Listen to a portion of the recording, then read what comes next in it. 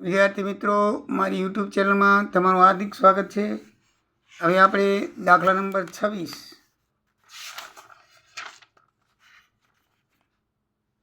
Costing accounting ભાગ 2 એની અંદર જોવાનું છે.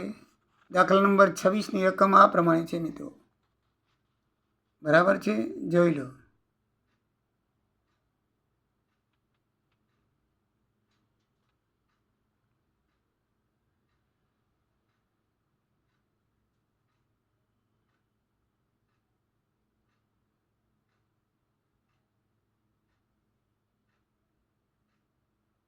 તો એ દાખલા નંબર 26ની રકમ પ્રમાણે આપણે કરાર ખાતું બનાવવાનું છે. તો એમાં કરાર પર મોકલાવેલ સામગ્રી 3,25,000 ઉધાર બાજુ લખાશે. કરાર પર મોકલાવેલ યંત્રો 1/4/24ના મોકલ્યા પણ 80,000 ઉધાર બાજુ લખાશે. મજૂરી 1,70,000 ઉધાર બાજુ લખાશે. સીધા ખર્ચા 40,000 ઉધાર બાજુ લખાશે. અને આડકતરા ખર્ચા 9800 ઉધાર બાજુ લખાશે. પછી નીચે હવાલો છે કે નહીં ચૂકવેલ મજૂરી 31/12/25ના 8200 છે, તો એ પણ લખવી પડશે. એટલે મિત્રો, આટલી ઉધાર બાજુની રકમ છે દાખલામાં બેઠે બેઠી છે, આમાં કાંઈ કરવાનું નથી.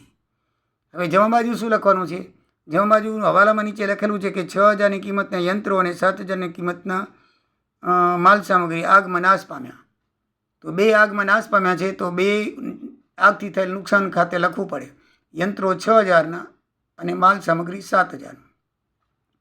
જો મેં તમને અગાઉ સમજાવેલું છે કે કોઈ પણ રીતે માલ જાય, વેચાણથી જાય, આગમાંથી બળીને જાય, દાન ધર્માદાથી જાય, કે નુકસાનથી થાય, વરસાદથી નુકસાન થાય, ચોરીથી થાય, એ હંમેશા જમા બાજુ આવે. કારણ કે એક વખત એની એન્ટ્રી ઉધાર બાજુ થઈ ગઈ છે, તો હવે ઓછો થાય, કોઈ પણ રીતે જાય જમા બાજુ લખાશે. એટલે યંત્રોનું નુકસાન છે, પણ ઉધાર બાજુ નહીં આવે. એ માલ ગયો છે, એ નુકસાન ખાતે પૂરેપૂરો આવી ગયો.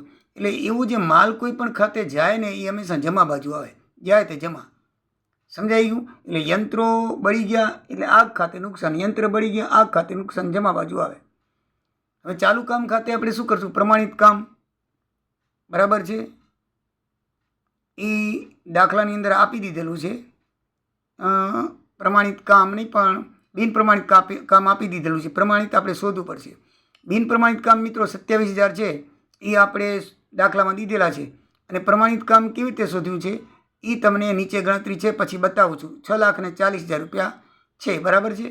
પછી દાખલાની અંદર જગ્યા પર માલ સામગ્રી એટલે આખરનો સ્ટોક કહેવાય 8600, એ પણ છે. પછી 31/12/25ના ઘસારા બાદ યંત્રો, એની ગણતરી પણ નીચે કરેલી છે મિત્રો. અને સ્ટોરમાંથી ફરેલ મકાન 14,000ના છે, 12,600 ઘસારા બાદ લખાય. એટલે આ જે છે 3 છે ને યંત્રોની ગણતરી છે, એ નીચે કરેલી છે. એટલે એ 3 એન્ટ્રી કઈ રીતે આવી તો એ તમને હું જણાવું. તો નીચે જુઓ, પ્રમાણિત કામની ગણતરી કરેલી છે મિત્રો. દાખલામાં લખેલું છે કે 75% રોકડ મળી 4,80,000 પ્રમાણિત કામની. હવે 75% 4,80,000 મળી, તો 100% કેટલું થાય?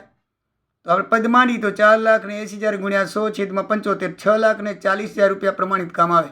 એટલે મિત્રો જુઓ, પ્રમાણિત કામ 6,40,000 ઉપર જમા બાજુ લખ્યું છે, એન્ટ્રી નંબર 3. બરાબર છે. એટલે હવે એ તમને સમજાઈ ગયું હશે. બરાબર છે. હવે નીચે યંત્રોની ગણતરી કઈ રીતે કરી છે? પહેલાં આપણે આમાં દાખલામાં લખ્યું છે કે 14,000ની કિંમતનું યંત્ર એક સ્ટોરમાં પરત કર્યું. હવે 14,000નું યંત્ર છે મિત્રો. બરાબર છે.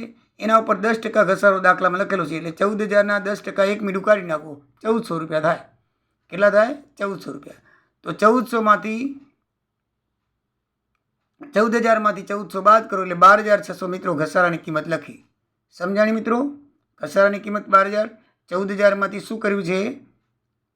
14,000માંથી 1,400 ઘસારો બાદ કર્યો. નીચે લખેલું છે, પણ આ એન્ટ્રી તમે સમજાવી દો. બરાબર મિત્રો? તો 12,600 લખ્યું. હવે 54,000 કેવી રીતે આવ્યા? તો જુઓ મિત્રો, યંત્રો મોકલાવેલા છે. તમે ઉધાર બાજુની બીજી એન્ટ્રી જુઓ, 80,000ના યંત્રો મોકલાવ્યા છે. 80,000ના યંત્રોમાંથી મિત્રો 6,000ના આગથી નાશ પામ્યા. બાકી કેટલા વધ્યા? 54,000. 54,000માંથી 14,000ના યંત્રો જે છે એ સ્ટોર ઉપર પરત કરી દીધા. એટલે 54માંથી 14 ગયા. બરાબર છે. આપણે 6,000 યંત્રો ગયા એટલે કેટલા? 54,000 રહ્યા. એમાંથી તમે 14 અને 6 20,000 થયા ને. 6,000ના યંત્રો ગયા અને 14,000ના બીજે ગયા એટલે 20,000 થયા. 80,000ના યંત્રો હતા આપણી પાસે. જો લખેલા કેટલા હજારના છે? 80,000ના.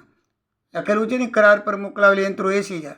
80,000માંથી મિત્રો 6,000 યંત્રો જમાબાદ જુઓ નુકસાન પામ્યા. એટલે 80માંથી 6,000 એટલે 74 રહ્યા. કેટલા રહ્યા? 74.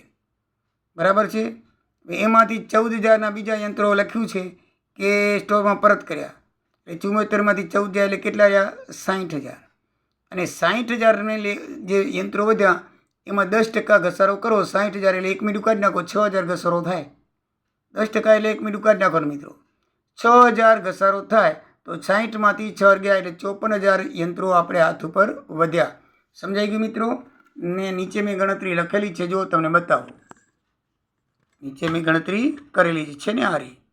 જો 80,000ના યંત્રો હતા એમાંથી નુકસાન પામેલ 6,000 અને કરાર પર પરત કરેલ 14,000 એટલે 20,000ના યંત્રો એમાંથી બાદ થઈ જાય. કારણ કે આપણે ગયા પરત કરી દીધા કરાર પર એટલે 80માંથી 20 ગયા એટલે 60 રહ્યા. 60માંથી મિત્રો 6,000 ઘસારો કાપો 10% લેખે એટલે 54,000 રહ્યો ને 54,000. અને બીજો ઘસારો જો એની બાજુમાં જ મેં ગણેલું છે કે 14,000ના યંત્રો હતા એમાં 1,400નો ઘસારો બાદ કરો એટલે 12,600. એ 2 નંબરમાં ગણેલું છે ને 2 નંબરમાં. આ 2 નંબર બરાબર. આ 2 નંબર છે. અહીં 14માં 1,400 બાદ કર્યા અને આ ઘસારો છે એ 20,000 60,000માંથી બાદ કરે. સોરી 80,000માંથી બાદ કરે એટલે 60,000 રહ્યા અને 60,000માંથી 600 ઘસારો બાદ કર્યો એટલે ઘસારાની બાકી કેટલી રહી? 54,000 રહી. કેટલી રહી? 54,000 રહી. રાઈટ મિત્રો. એટલે હવે તમને આ દાખલામાં કોઈ પણ મુશ્કેલી હશે નહીં. તો આ દાખલો બરાબર જોઈ લેજો, એકદમ ઇઝી રીતે બરાબર, એકદમ બરાબર જોઈ લો. તો મિત્રો આવજો. હજી 4 દાખલા એ મિત્રના બાકી છે. તો રોજ ભાઈ 2 દાખલા મોકલાવીશ. આજે 2 મોકલ્યા, કાલે મોકલીશ. કારણ મારે વિડીયો બનાવવાના હોય છે એટલે થોડું કામ હોય. એટલે રાતે હું ગણું છું. અત્યારે રાત પડી છે, રાતના ગણું છું દાખલા. બરાબર છે. તો હવે મિત્રો 2 દાખલા ગણી અને કાલે બીજા 2 દાખલાનો વિડીયો બનાવી મોકલીશ. તારા 6 દાખલા છે તો આજ કાલને પ્રમ દિવસમાં પૂરા થઈ જશે. જય દ્વારિકાધીશ, જય સિયારામ. આવજો.